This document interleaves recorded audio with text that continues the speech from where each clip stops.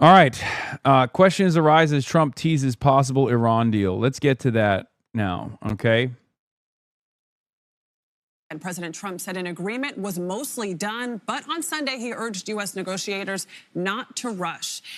Yeah, she probably subscribed to the Piker Broadcasting Service so she can support independent media, or perhaps she wanted to be able to rewind because, as she knows, as well as all of you know, that the Piker Broadcasting Service is funded entirely by you, the people, and will always be for you, the people. PBS, People's Broadcasting Service, PBS Piker Broadcasting Service, is sponsored entirely by you and your voluntary contributions in the form of a $6 a month subscription or a free one in the form of a Twitch Prime, folks.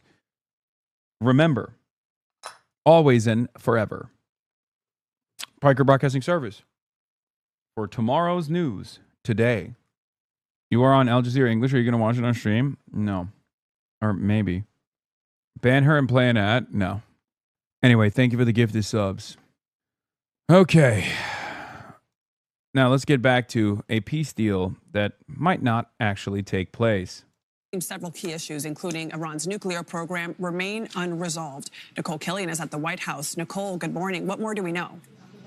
Hey, good morning to you, Adriana. President Trump said this weekend that an agreement with Iran had been largely negotiated, but this morning he says a deal will either be, quote, a great and meaningful one, or there will be no deal, while Iran's foreign ministry now says no deal is imminent. New overnight, Iran is insisting a deal is not close. An Iranian foreign ministry spokesperson said negotiations are focused only on an end to the war, and they're not currently discussing nuclear issues. A U.S. official had said Iran would agree in principle to dispose of its enriched uranium and could receive sanctions relief in return. We're going to give diplomacy every chance to succeed before we explore the alternatives. On Sunday, a senior Trump administration official had said a potential deal between the U.S. and Iran would be a two-step process. First, Iran would reopen the Strait of Hormuz. In exchange, the U.S. would lift its blockade on Iranian ports. The move's aimed at easing oil and gas prices. The bottom line is once the straits are open, then the tankers are going to go back. But senators from both parties said an end to Iran's nuclear program is key to any deal. Now we're talking about a posture where we may accept the nuclear material remaining in Iran. How does that make sense at all? When you're digging a hole, you should stop digging. That's what this agreement sounds like. Some lawmakers and Trump allies remain critical, including his former Secretary of State, Mike Pompeo, who said it was not remotely America first. On Truth Social, the president... One of the things I'm annoyed by endlessly with the Democrats here, obviously, like, I expect the Republicans to be dogs, right? I expect the Republicans to be slaves to Israel, just as Donald Trump is.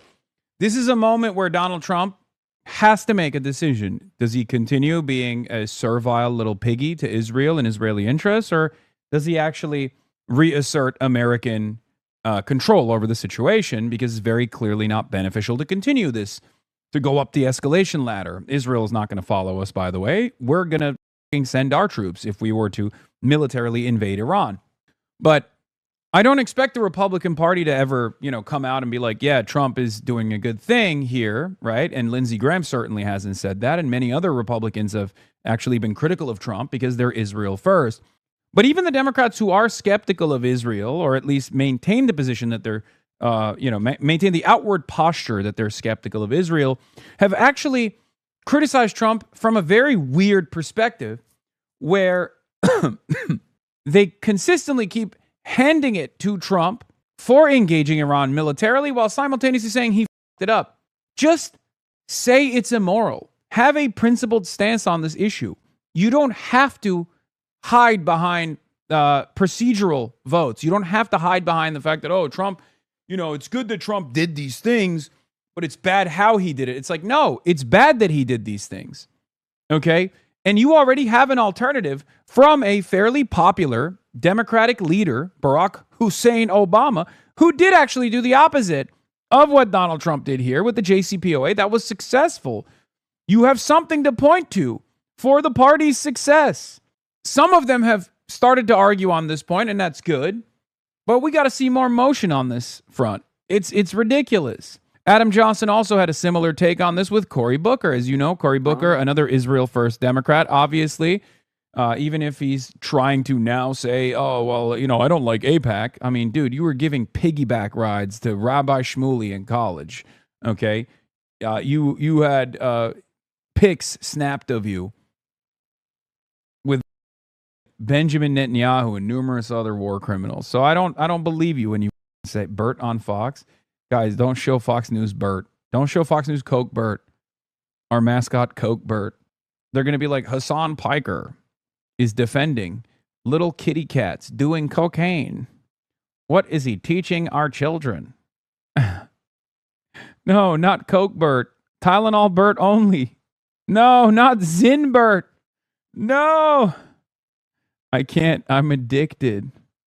Anyway. This better than the deal Obama got with Iran? So we haven't had an official briefing, but this is what I'm seeing that has me so outraged right now.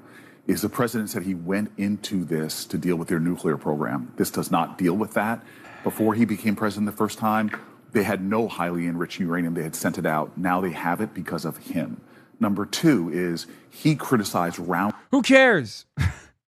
Anyone who is even remotely well-read on this would not posture about the Iranian nuclear program as a significant threat, but would recognize, as Barack Obama did, even if he were to posture at times about the Iranian nuclear threat, they recognize that this was just leverage. Leverage in exchange for sanctions relief. Okay? It's that simple. It's ridiculous. Just say the truth. It's not that hard, man. Just say the truth. There are some within the IRGC's more militant wing that are non-reformists that want nuclear arms. The previous Ayatollah Ali Khamenei, issued a fatwa against nuclear armaments, okay? The utilization or the development of nuclear arms. Iran never pursued nuclear arms. Iran only pursued highly enriched nuclear-grade uranium specifically to get some kind of leverage to draw America back into the negotiations process and get sanctions relief.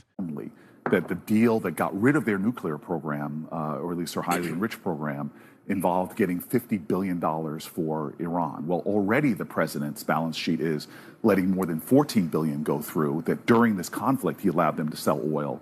And this deal alone, easing of sanctions on Iran, allowing them to get billions of more, the same deal he criticized, he's already doing worse than.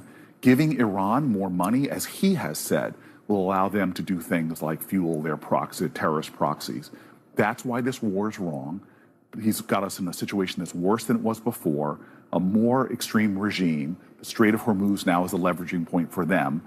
This weak nation has put America in a stalemate, and Donald Trump is being played as a fool. Yeah, it's be cool if we had an opposition party that could criticize warmongering without demonizing the target of said war, inflating threats, and laying the groundwork for future attacks. It's incoherent, tedious, and draws no meaningful contrast beyond the we're competent imperialists. Yeah. The only thing that you should be saying right now is that Iran has put America on the back foot, and there's an important lesson to draw from that conflict, which is we say no as Democrats, as the opposition party. We say no to endless imperialism. We say no to constantly expansive American imperialism, and we want to draw back our endless military adventures overseas. This is something that the public demands. This is something that we are demanding. No more of this. It shouldn't take a much smaller middle power to actually put us on the back foot while losing so many lives in the process. For us to come to this point, to recalculate what it means to be, what it means to have an American base on foreign soil, and yet here we are, and yet even after all of that, there is still spoilers in this process that want this endless militarism to continue. Of course, what I'm referencing is Israel. U.S. backs Israeli escalation in Lebanon. A senior U.S. official told Axios, ABC's, Al Jazeera, and that the Trump administration supports escalating Israeli military operations against Hezbollah. The official claimed Hezbollah ignored repeated requests to stop firing and said Israel will never be required to passively absorb attacks, while blaming Hezbollah entirely for the current escalation, even as Israel's continued daily massacres during the quote-unquote ceasefire. killing close to 3,200 Lebanese people since March alone. The comments came as Israel dramatically intensified attacks across Lebanon. L'Orient today reported Israel carried out 85 strikes across 36 localities in southern Lebanon on Sunday, alongside drone attacks on at least 25 additional targets and artillery shelling on 15 villages. Israeli warplanes broke the sound barrier over Beirut, causing sonic booms across the capital amid fears of a wider escalation in the city, which has largely been spared since the quote-unquote ceasefire. Israeli media reported Chief of Staff Eyal Zamir proposed striking buildings in Beirut, while Channel 14 said Netanyahu and Israel Katz discussed expanding attacks deeper into Lebanon, including against residential structures. Far-right Finance Minister Bezalel Smotrich called for collective punishment against the Lebanese capital, saying for every explosive drone, 10 buildings must fall in Beirut. A lot of Republican senators are actually speaking against Trump's ceasefire plan. Is crazy? Yes. We have finally found something that breaks away from Trumpism within the Republican Party, and that is being a slave to Israel. Another major Israeli platform admin has changed their mind about Lebanon. Get the soldiers out of Lebanon. Our soldiers' blood is not worth it. No matter what agreement or nonsense they make behind the scenes, it doesn't matter. The amount of information recently allowed for publication is crazy and just ducks at the shooting range. The soldiers basically don't know what they're doing inside of Lebanon. They arrive just waiting for the next drone to arrive. I write this with great sorrow. Israel news from the field. Yeah, it's not great for the Israeli side that they're getting their shit pushed in by FPV drones, by the Hezbollah drone operators as well. They've seen tremendous gains in that conflict as well. They very quickly learned how to utilize these FPV drones, and we keep seeing footage over and over again of the drones even striking Israeli batteries, like Israeli Iron Dome defense systems too. So there is also that element as well. Lebanon's national news agency reported heavy Israeli strikes on Monday in Tyre and Nabatea, including raids near Jabal Amel Hospital and attacks damaging residential buildings and a Shia community center. Hezbollah on Sunday said it carried out 28 attacks targeting Israeli military gatherings in occupied Lebanese territory and northern Israel. The anti-Netanyahu opposition leaders are also saying that the ceasefire is Netanyahu selling out by not continuing the war. Yes.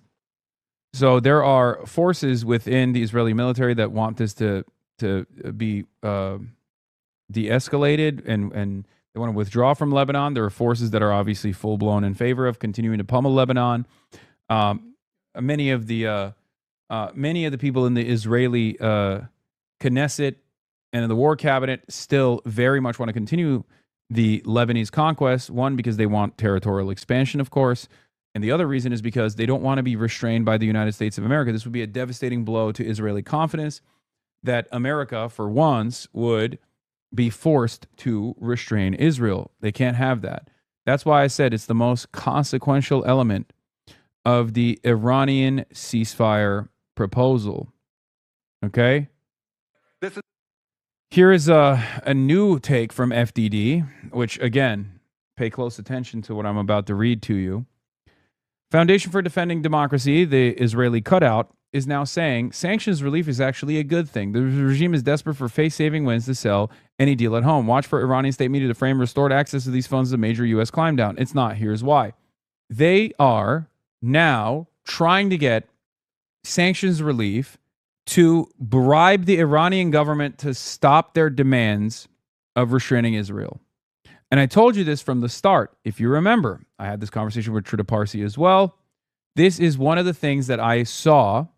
This is one of the things that I saw that I found to be a scary proposition. Will Iran back away from the major demand that they're making, the most consequential demand that they're making, to force America to restrain Israel and Lebanon against Hezbollah and just against Lebanon and the Lebanese territorial expansion initiative?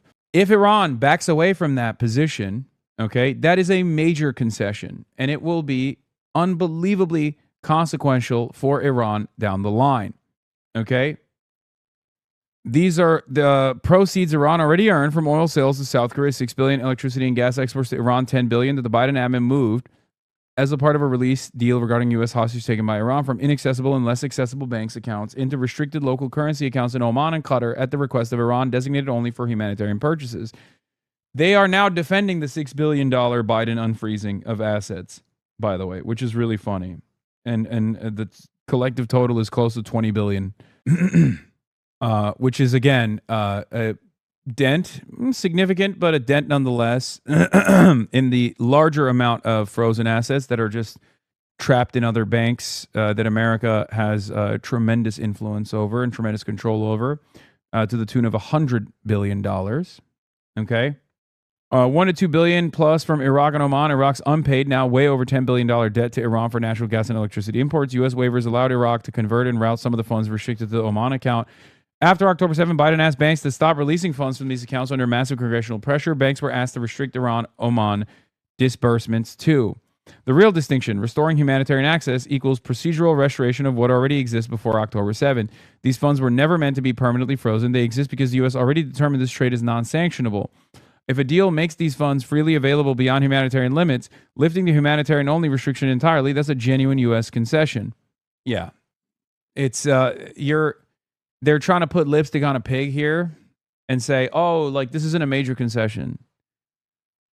Yeah, when Biden did it, you obviously had a very different approach. You didn't say, oh, no, guys, you don't understand. Biden's concession on the $6 billion of assets that are unfrozen are actually Iranian money anyway, and they deserve to have it. You didn't say that. The reason why you're saying that right now is because Iran has tremendous leverage over America.